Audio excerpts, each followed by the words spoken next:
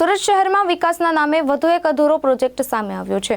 આજે સુરત મહાનગરપાલિકા દ્વારા વડોદથી કરડવા તરફ જતા માર્ગ પર ભેસ્તાન વિસ્તારમાં 34 કરોડના ખર્ચે બનેલા સિદ્ધાર્થનગર બ્રિજનું ઉદ્ઘાટન કરવામાં આવ્યું, પરંતુ આગળ રેલવે લાઇન પર કનેક્ટિંગ બ્રિજ ન હોવાથી વાહન ચાલકોને 600 મીટરનો બ્રિજ ઉતરીને ફરી પાછા ફરવું પડી રહ્યું છે।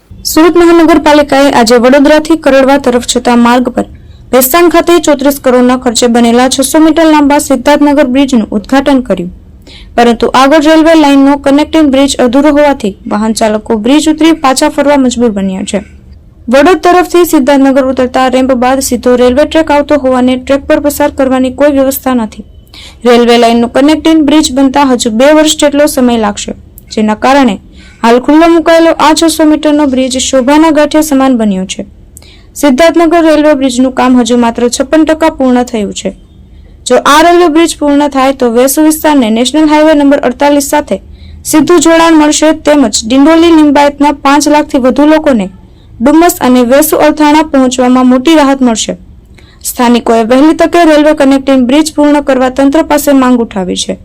ભાવેશ ઉપાધ્યાય, દ્રષ્ટિકોણ ન્યૂઝ, સુરત।